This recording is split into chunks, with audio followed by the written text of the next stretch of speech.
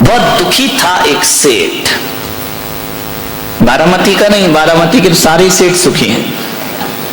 बहुत दुखी था वो सेठ, उसकी सेठानी भी दुखी थी। सब कुछ था उनके पास, धन था, दौलत था, रुपया था, पैसा था, सब कुछ था, बस एक चीज की कमी थी। ध्यान रखना, एक चीज की कमी तो दुनिया में सबके पास होती है। टाटा बिरला के पास भी जाओ तो उसके पास भी एक चीज की कमी होगी। रिलायंस बंधु के पास जाओ तो उनके पास भी कुछ ना कुछ कम होगा। आप कितना ही दुनिया से बहुत कुछ इकट्ठा कर लो, लेकिन सब कुछ दुनिया में किसी को मिलता नहीं। एक बात ध्यान रखना, दुनिया में ऐसे लोग हैं जिन्हें कुछ मिलता है, दुनिया में ऐसे लोग हैं जिन्हें कुछ कुछ मिलता है, दुनिया में ऐसे लोग हैं जिन्हें बहुत कुछ मिलता है, लेकिन दुनिया में ऐसा कोई आदमी नहीं जिसको सब कुछ प्राप्त हो जाए। सब कुछ तो किसी के पास नहीं है, कुछ है, कुछ है, बहुत कुछ है, लेकिन सब कुछ किसी के पास नहीं हुआ कर। कहीं भी चले जाओ, आप मेरे पास आ जाओ, मेरे पास कुछ है, कुछ है, बहुत कुछ है, लेकिन आप बोलो सब कुछ, तो सब कुछ तो संतों के पास भी नहीं हुआ करता है, क्योंकि अभी हम में बाकी है। अभी हम मुनि तो बन गए, लेकिन अभी भगवान बनना सब कुछ किसी को नहीं मिला करता है। कोई ना कोई कमी तो दुनिया में सबके पास रहा करती है। चक्रवर्ती के पास जाओ, 96,000 रानी है, 6 खंड का राजा है, 84 लाख हाथी, 18 करोड़ घोड़े हैं, 9 निधि, 14 रत्न है, लेकिन चक्रवर्ती के पास सब कुछ नहीं है। उसका भी मान भंग किसी बाहुबली के द्वारा हो जाया करता है, मान स्वाभिमान नष्ट हो जाता है। पटरानी के पास सब कुछ नहीं है, बहुत कुछ है, 96,000 रानियों की हेड हुआ करती है, सबसे ज्यादा सुंदर हुआ करती है, सबसे ज्यादा प्यार चक्रवर्ती का उसे ही मिला करता है, लेकिन पटरानी में एक कमी है, वह कभी मां नहीं बना करती है, वह बांझ रहा करती है। एक कमी तो चक्रवर्ती के घर में भी हुआ करती है मेरे भाई। दशरथ के यहाँ सब सुख था, सब बहुत कुछ था, लेकिन एक मंथरा और एक कैकेयी तो दशरथ के घर में भी कमी तो सब जगह मिलेगी। ध्यान रखना, एक ना एक कमी हर व्यक्ति के पास है। सबके पास सब कुछ प्राप्त नहीं होता है। एक ही चीज है सब कुछ पाने का रास्ता। ध्यान रखना, कुछ चाहिए तो कुछ छोड़ो। समझ में आ रहा? बिना छोड़े कुछ मिलता है क्या? कुछ चाहिए तो कुछ छोड़ो, कुछ चाहिए, बोलो ना आगे, सब मैं ही बोलूंगा क्या? कुछ छोड़ो, बहुत कुछ चाहिए और सब कुछ चाहिए तो जो सब कुछ छोड़ता है उसे सब कुछ प्राप्त हो जाता है। कुछ चाहिए तो कुछ छोड़ो, कुछ चाहिए कुछ छोड़ो, बहुत कुछ चाहिए बहुत कुछ छोड़ो, और सब कुछ चाहिए तो भगवान की तरह सब कुछ छोड़। ध्यान रखना, ये दुनिया का गणित है। जो सब कुछ छोड़ेगा उसे सब कुछ प्राप्त होगा, जो कुछ छोड़ेगा उसे कुछ प्राप्त होगा। बस यही उत्तम तप का दिन है। सेठ एक मुनि के पास पहुंचा, महाराज प्रणाम किया मुनि को। सेठ भगवान का प्रणाम करने के बाद पूजन करने लगा। सभी लोग प्रवचन सुनकर चले गए, सेठानी बैठी रही। उसने कहा आज तुम्हें अपनी जिंदगी की पीड़ा, जो दर्द है, वो मुनि से कह के रहूंगी। मुनि ने कहा सेठानी सब चले गए, तुम घर नहीं जा रही हो? आंखों में आंसू आ गए, मेरे भी आ रहे हैं। आंखों में आंसू आ गए सेठानी के। मुनि ने कहा कोई गरीब रोए तो बात समझ में आती है, तू नगर सेठ की सेठानी, आंखों में आंसू क्यों है? बोले मुनिवर बहुत कुछ मेरे पास है, संतान नहीं है मुझे। मुनि ने कहा संतान नहीं? बोले हाँ। बोले ये दुख हमें खाए जा रहा है कि हमारी इस विरासत का वारिस कौन होगा? अपार दौलत है महाराज हमारे पास, लेकिन संतान नहीं है। मुनि ने कहा सेठानी तो तुझे संतान होगी। इतना सुना कि रोम रोम में खुशियां छलक गई, फिर आंखें भर आई, मुझे संतान होगी, बोले जरूर होगी। लेकिन एक बात ध्यान रखना सेठानी, दुनिया में कुछ मिलता है तो कुछ छूटता है। अब छूटने की बात क्यों कर रहे हो महाराज? बोले बस तुझे एक संतान होगी, लेकिन एक बात ध्यान रखना, जिस दिन तेरी संतान की खबर तेरे पति को लग गई, उस दिन वो संन्यास मिलेगा। दुविधा में पड़ गई, इधर बेटा होगा, उधर पति चला जाएगा। क्या करूं क्या ना करूं? मुनि को प्रणाम किया, घर गई, बड़ी अनमनी सी कि मैं करूं क्या? एक नारी की दुविधा, उधर पति छूटता है तो औलाद आती है, और औलाद नहीं आएगी तो पति रह। बड़ी दिक्कत में आ गई, बड़ी परेशानी में आ गई वो सेठानी, मैं क्या करूं, कहां जाऊं? एक दिन सेठानी गर्भवती हो गई। सेठ से कहा, सेठानी ने बताया नहीं कि पता चला कि इसको वैराग्य हो जाएगा, ये सन्यास ले लेगा। जिंदगी भी कैसे खूबसूरत मोड़ पे ले जाके धोखा दिया करती है, जिंदगी भी कहां ले जा करके उलझा दिया करती है। ये को कम विचार करिए। सेठानी ने कहा कि सेठ जी मेरी तबीयत सही नहीं है। वैद्यों से कहा कि सेठ को ऐसा उपाय बताओ कि मैं 9 महीने तक किसी गुप्त स्थान में रहूंगी, क्योंकि उधर पति को बचाना है, उधर मां बनने का सुख प्राप्त करना है। सेठ ने कहा कोई बात नहीं, यदि सेठानी की तबीयत खराब है तो नीचे जो तलघर है उसमें सेठानी की सारी व्यवस्था कर दी जाए। वैद्यों ने कहा कि किसी की नजर भी नहीं पड़ना चाहिए सेठानी पर। सेठ ने कहा ऐसी क्या बीमारी है? अब बोले आप ये बीमारी छोड़िए, सेठानी का जीवन बचाइए। सेठ ने सारी व्यवस्था नीचे कर दी। विधि ना तेरे लेख किसी से कहे न जाते हैं। सेठ ने कहा कोई बात नहीं, साल भर की बात है, आराम से गुजर जाएगा। सेठानी के नीचे तलघर में 2-4 सेविकाएं लगा दी। सेठानी का हमेशा ध्यान रखना। सेविकाएं सेवा करती, पैसा बहुत था, अपार दौलत थी, सेठानी तलघर में रहती। एक दिन सेठ कहीं घूमने जा रहे थे, सुबह सुबह का समय, प्रातः काल का समय। क्या देखते हैं कि उसके घर की दासी सरोवर में कुछ रक्त रंजित कपड़े धो रही है। सेठ ने देखा कि ये दासी क्या धो रही है सरोवर में। पूछा जाकर, क्या धो रही हो यहाँ पर, तुम कर क्या रही हो? घबरा गई दासी। सेठ ने कहा तेरी आंखों में घबराहट दिख रही है, बता तू क्या किया तूने, क्या हुआ है? उसने घबराहट में कह दिया, सेठ जी आपके घर में पुत्र का जन्म हुआ है। इतना सुना सेठ ने कि मेरे घर में पुत्र का जन्म, गूढ़ गर्भ मुझसे ही छुपाया गया, मुझे ही नहीं बताया, मेरी ही पत्नी ने। और कहा कि स्वास्थ्य खराब है इसलिए तलघर में रहूंगी। मुझसे मेरी औलाद छिपाई गई, मुझसे मेरे सत्य को छिपाया गया सेठ घर। और जैसे ही जाकर देखा, सीधा तलघर में उतरा। सेठानी ने कहा कौन है, कोई ना आए यहाँ। सेठ ने कहा मेरे घर में रहकर मुझे मना कर रही है, मुझसे छुपा रही है। मैंने सुना है तुझे पुत्र की प्राप्ति हुई है। सेठानी घबरा गई। सेठ ने देखा कि बालक का जन्म हुआ है, उठाया बालक को अपने हाथों में और देख करके बालक को मां के हाथ में सौंपा और कहा इसे संभालो।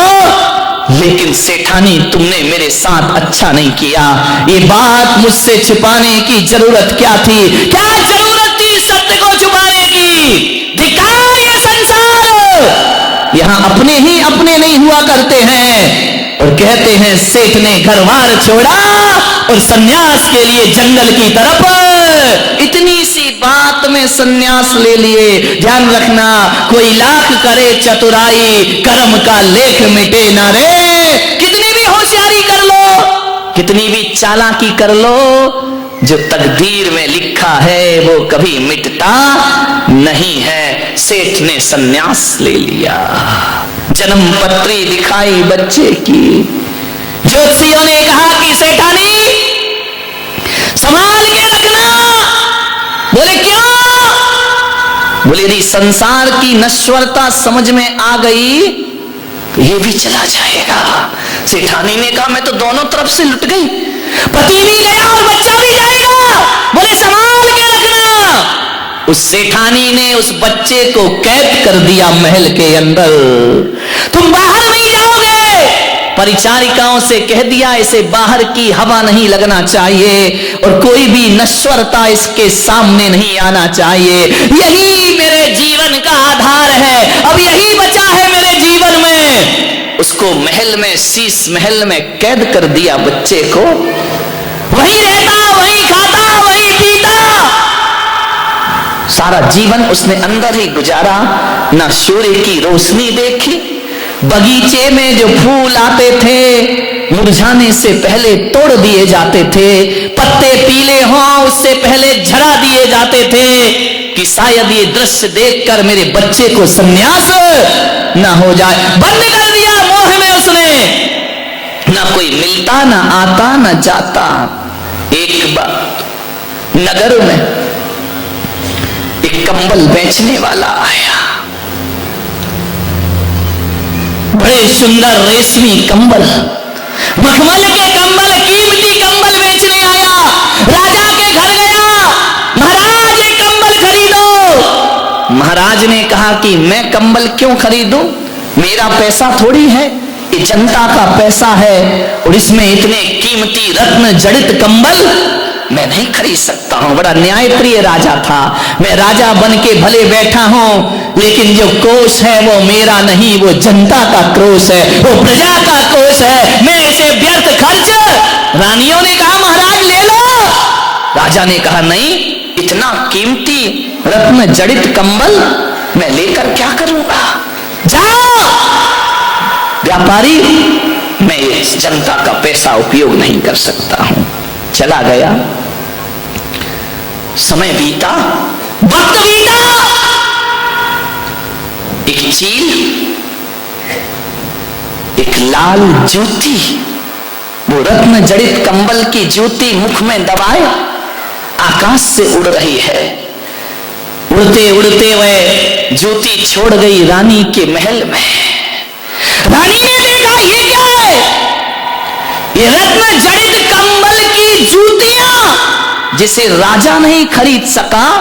कौन है इस नगर में ऐसा जो रत्न जड़ित जूतियां खरीद बनाता है? इतनी कीमती जूतियां कौन पहनता है? राजा के पास जूतियां पहुंची। राजा ने कहा पता करो किसने खरीदी ये जूतियां, किसने? पता चला कि वो जूतियां किसी और ने नहीं, नगर सेठानी ने खरीदी। वो कंबल खरीदे और उस कंबल से, उस रत्न जड़ित कंबल से अपने पुत्र के लिए उसने जूतियों का निर्माण कर दिया। जिसे राजा खरीद ना सका, उसे सेठानी ने अपने बच्चों को नाच से पाला, बड़े अरमानों से पाला। रत्न जड़ित कंबल की जूतियां बनाकर अपने बच्चे को पहना दी। ये पहना कर मेरे बच्चे, राजा ने कहा पता करो कौन है ऐसा जिसके घर में इतनी कीमती जूतियां मेरे नगर में है। पता चला कि वो एक नगर सेठानी है जिसके घर में इतनी कीमती। राजा ने कहा चलते हैं हम उसके घर। राजा पहुंचे, सेठानी को पता चला कि सम्राट आ रहे हैं, स्वागत करना चाहिए सम्राट का। पहली बार मेरे घर में आ रहे हैं। राजा अंदर पहुंचे, राजा का बड़ा स्वागत हुआ।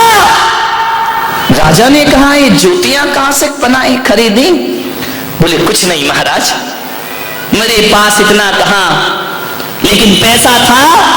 कंबल बेचने वाला आया, मैंने खरीद कर इस बच्चे के लिए जूतियां बना दी। राजा ने कहा कंबल की जूतियां? बड़े नाजों से मैंने बेटा पाला है महाराज, इकलौती संतान है, बड़ी मुश्किल से उसका जन्म हुआ है मेरे घर में। महाराज ने कहा कौन सा बेटा, जरा दिखाओ तो। सेठानी बेटा कैसे दिखाए? राजा ने कहा बेटा दिखाओ। कौन सा बेटा? ऐसा कैसा बेटा है जिसे तू रत्न जड़ित जूतियां पहनाती है, इतने महंगे महंगे सामान? राजा ने कहा उस बेटे को दिखाओ मुझे, देखना किस्मत कहां ले जाती है। जैसे ही अब राजा को मना कैसे करे सेठानी? मना करे तो राजा मृत्यु दंड दे देगा, अपमान समझेगा। राजा ने कहा दिखाओ बेटा कैसा है तुम्हारा। मना कर ना सकी, ले गई ऊपर महल में।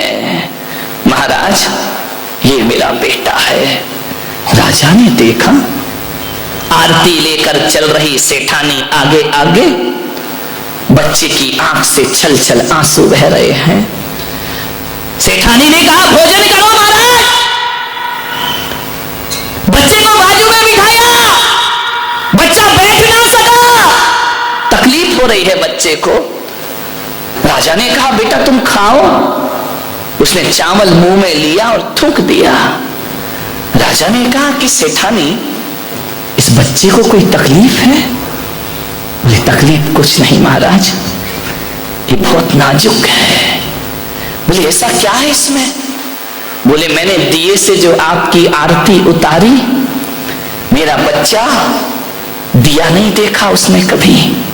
वो रत्नों के प्रकाश में पला है, लेकिन आपकी आरती उतारी तो उसकी आंखों में आंसू आ गए। दिए की ज्वलनशीलता उसकी आंखें बर्दाश्त नहीं कर सकती हैं। राजा ने कहा इतना इतना नाजुक बच्चा? बोले नहीं महाराज, ककड़ी पर पैर रख दे तो सर्दी हो जाती है, इसको जुकाम हो जाता है। इतना नाजुक बच्चा, सेठानी बताओ ये सीधा क्यों नहीं बैठता है? बोले मैंने आपके ऊपर जो सरसों फेंके हैं, वो राई वो सरसों इसके आसन में है, इसे राई का दाना चुभता है महाराज, सरसों का दाना चुभता है। दीपक की ज्योत में आंख में आंसू आ जाते हैं। ये खाता क्यों नहीं है सेठानी? महाराज ये ऐसा चावल नहीं खाता है, रात भर कमल में बंद रखती हूं चावल को, जब वह फूलता है गलता है, सुबह उसे पकाती हूं, फिर अपने पुत्र को खिलाती हूं। ये अपने दांतों से कठोर चीज नहीं चबा सकता। जिन्हें कहा ऐसा बच्चा तो देखा नहीं, पानी पीता है तो कंठ से दिखाई दिया करता है, छलक रहा है उसकी त्वचाओं से खून, गुलाबी रंग का बदन, ऐसा लगता कि ये बच्चा नहीं किसी बगीचे से गुलाब का कोई फूल तोड़ के ले आया है। राजा ने हाथ से छुआ, उंगलियों के निशान बन गए बच्चे पर। राजा ने कहा यह भी बड़ा अजूबा है, कभी सूरज की रोशनी ना देखी, कभी बाहर का दृश्य ना देखा, बंद कमरे में जीवन बीतता गया, जवान हुआ वो बच्चा, बाहर नहीं निकलने दिया, सारी सुविधाएं उस महल के अंदर। एक दिन राजा ने देखा और चला गया। एक दिन की बात है कि पीछे ही उद्यान था, बगीचा था, चतुर्मास का एक दिन बचा, एक मुनि संघ आ गया वहां। जैसे ही मुनि संघ आया, सेठानी ने दरवाजे बंद करा दिए, सेविकाओं से कहा कि उस मुनि की तरफ इसकी दृष्टि नहीं पड़ना चाहिए, ये मुनि को ना देख पाए, और ऐसी व्यवस्था करो कि मुनि यहां चातुर्मास ना करें, उन्हें बगीचे से बाहर निकाल दिया जाए। पता चला बाहर निकालने गए तो मुनि कोई और नहीं, वही सेठ था जो छोड़ करके चला गया था। उसने चातुर्मास की स्थापना कर ली। सेठानी ने कहा तुम क्यों आ गए यहाँ मेरी जिंदगी को उजाड़ने के लिए? एक तरफ तो मुझे छोड़कर चले गए, अब मेरा बच्चा भी लेने आए हो। मुनि ने कहा हम 4 महीने मौन रहेंगे, उपदेश नहीं होगा, क्योंकि हमारे चातुर्मास का समय हो गया है। दीपावली का दिन, चातुर्मास का विसर्जन, अमावस्या की रात, संत ने कहा हो गया चातुर्मास, मौन भी खंडित होता है। पाठ कर रहे हैं भगवान का, भक्ति पढ़ रहे हैं, सुबह सुबह आवाज पड़ी बच्चे के कान में कि कोई अरिहंताड़म सिद्धाड़म बोल रहा है। बच्चे ने तो कभी सीखा ही नहीं था। उसने सेविका से कहा, मुझे छत पे जाना है। सेविका ने कहा, नहीं राजकुमार, तुम वहां नहीं जा सकते हो, हम तुम्हारी सेवा में खड़े, आदेश करो क्या चाहिए। उन्होंने कहा, नहीं मुझे तो जाना है, चाहे कुछ भी हो जाए। जिद कर ली, परिचारिका को धक्का मारा। जैसे छत पर पहुंचे, मुनि पर दृष्टि पड़ी, घसीट कर ले आई सेठानी। चल अंदर, बाहर नहीं जाना। ये कौन है? ये वस्त्र क्यों नहीं पहने हैं? अरे ये पशु है, पशु। मोह कितना अंधा होता है। ध्यान रखिए, जिस मुनि के आशीर्वाद से संतान पैदा होती है, वही मनुष्य मोह के अंधे आदमी को पशु दिखाई दिया करते हैं। बोले ये जानवर है, ये कपड़े नहीं पहना करते हैं। बच्चे ने कहा, माँ कुछ तो है इनमें। बोले चल अंदर। बंद किया दरवाजा, ताला डाला, बाहर नहीं निकलना। ध्यान रखना, रात को 12 बजे पाठ चल रहा है, विसर्जन। बच्चा सो नहीं पा रहा है, रात भर करवटें बदल रहा है। देखा बच्चे ने सुबह सुबह 3 बजे प्रातः काल, सब सो रहे हैं, सेठानी सो रही, सब सो रही। मां की साड़ी डाली खिड़की से, फेंक दी नीचे साड़ी, और रात्रि के घनघोर अंधेरे अमावस की रात उतर गया साड़ी से नीचे। हाथ लहू लुहान हो गए। इतना सुकुमार, इतना सुकुमार, हाथों से खून की धारा बह रही है। पैर छिल गए उसके साड़ी की रगड़ से। दौड़ा, पहुंचा, गया, हाथ पैर खून से लथपथ। मुनि ने देखा, तू कौन? बोले आप कौन? आप नग्न क्यों हैं? आप ऐसे क्यों रहते हैं? उसने कहा, हम मोक्ष मार्ग के राही हैं, हमें मुक्ति की साधना करना, तपस्या, मैं भी तपस्या करूंगा। मुनि ने कहा, भी तुम नादान हो, नाजुक हो। नहीं मुनिराज, मुझे दीक्षा प्रदान करिए, संन्यास प्रदान करिए। बच्चे को बहुत समझाया, नहीं माना। मुनि ने देखा, इतना तो सुकुमार शरीर है, खून की धार बह रही है, और ये कहता है मैं तपस्या करूंगा। कैसे तपस्या करेगा? बोले महाराज, जीवन तो जाना ही है, एक दिन नष्ट होना है। यदि नष्ट होना है तो तपस्या के साथ नष्ट होना चाहिए, त्याग के साथ नष्ट होना चाहिए, धर्म के साथ नष्ट होना चाहिए। मान्यवर, दीक्षा ले लेते हैं, वो कोई और नहीं होते, जैन दर्शन में जिन्हें सुकुमार मुनि कह करके पुकारा जाता है, सुकुमार कह करके बुलाया जाता है। इतने सुकुमार, राई का दाना चुभ रहा है, दीपक की रोशनी आंखों को अश्रुपूरित कर देती है, जो चावल नहीं चबा सकता है। इतना सुकुमार दिगंबर भेष धारण कर लिया करता है, मोक्ष मार्ग का दीवाना हो जाता है। मुक्ति के दीवाने हम, मुक्ति के दीवाने हम, मुक्ति पाने वाले हैं। वो जो आग लगी है सीने में, उस आग में जलने वाले हैं। दीक्षा ले ली। मालूम है आपको कहानी? 3 दिन तक श्यालनी उनके पैर को खाती रही। खड़े हैं, तपस्या कर रहे सुकुमार मुनि। श्यालनी 3 दिन पैर खाती है, खड़े हैं, खून की धार बह रही है।